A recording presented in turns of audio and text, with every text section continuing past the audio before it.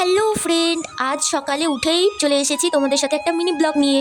So প্রথমেই মা সকালের বাসি হাঁড়ি কুয়োর পাড়ে গিয়ে মেজে নিচ্ছে। চলো কুয়োর পাড়ে যাওয়া যাক। এদিকে দেখতেই পাচ্ছ এটা কিন্তু আমাদের কুয়োর পাড়।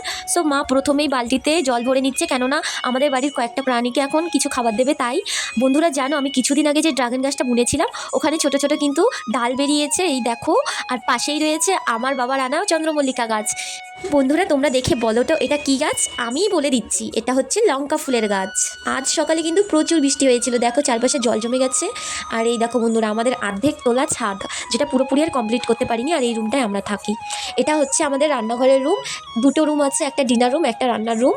আর মাঝে রুমটা ভাড়া দিয়েছি। দেখো এটা হচ্ছে আমাদের কিচেন রুম। দেখো খুব একটা ভালোভাবে সাজাতে পারিনি, তবু যেমন সাজিয়েছি জানি না তোমাদের কেমন লাগবে। আর হচ্ছে স্ট্যান্ডটা কিন্তু সামনেই রয়েছে। আর এটা হচ্ছে আমাদের ডিনার রুম, যেখানে আমরা বসে খাওয়া দাওয়া করি সবাই। এই দেখো এখানে কয়েকটা বাসন আর চেয়ার টেবিল ছাড়া কিছুই নেই। পাশের রুমটা যেহেতু ভাড়া দিয়েছি সেটা আর দেখালাম না। এদিকে দেখো মা আমাদের বাড়ির প্রাণীগুলোকে খাওয়াবে বলে কিছু ভুসি গামলার মধ্যে নিয়ে নিচ্ছে, এগুলো ছানার জলের সাথে মিশিয়ে খাবে। আর এদিকে দেখো এই যে ছানার জল, বাবা কিন্তু ঘষের কাজ করে, প্রচুর ছানার জল আছে। আর মা দেখো কত উপর থেকে লাফ মারলো। এবারে মার কত শক্তি, এত বড় গামলাটা নিয়ে এসেছে। আর ছানার জল তো মিশিয়ে নিলই, সাথে একটু জলও মিশিয়ে নিল। দেখো বন্ধুরা, আমার এই দুধ কচুর গাছটা কিন্তু অনেকটাই বড় হয়ে গেছে। আর চারপাশে ছোট ছোট কিন্তু চারাও ধরে। প্রাণীগুলোর কথা বলছিলাম, তোমরা কি জানো কোন প্রাণী? আসলে সেটা হচ্ছে শুয়োর। আমরা কিন্তু শুয়োর পুষি, যেটা তোমাদের আগে কখনো বলিনি, কেননা অনেকেরই শুয়োর পোষাটা খারাপ লাগে। সো এদিকে দেখো মা কিন্তু ছানার জল আবার নিয়ে এসেছে, কেননা জল একটু কমই পড়ে গিয়েছিল তাই। জানো বন্ধুরা, এখন তোমাদের আমি আরও একটা জিনিস দেখাবো। এখন চলে যাচ্ছি আমি আমার বাবার সুপারি বাগানের একদম ভেতরে। সো সেখানে রয়েছে বাবার কয়েকটা নটকোনা গাছ, মানে এটা নটকোনা বাগানের মতোই পরিণত হয়েছে। প্রচুর চারা গাছ, অনেকটাই বেশি হয়ে গেছে গাছপালা। সো দেখো একটু উপরের দিকে দাঁড়াও, আমি আগে যেয়ে নিই তারপরে দেখাচ্ছি।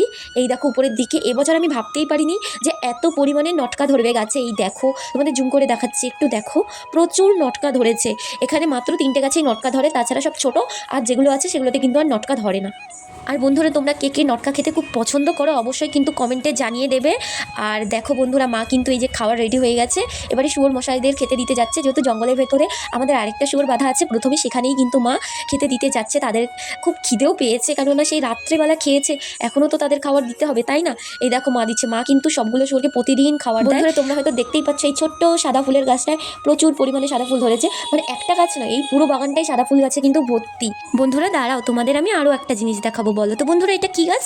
এটা হচ্ছে লেবুর গাছ। আমরা প্রথমে ভাবতেই পারিনি যে এই লেবু গাছটাই লেবু ধরবে বলে, প্রথমে তো কেটে দিতে চেয়েছিলাম। হঠাৎ করে দেখছি কয়েকটা লেবু ধরেছিল, তারপর থেকে কিন্তু এই গাছে লেবু ধরে, প্রায় 1 বছর হলো লেবু ধরছে। আর বন্ধুরা আজকের মতো এতটুকুই। ওকে টাটা, বাই বাই। সবাই একটু সাবস্ক্রাইব করে পাশে থেকো।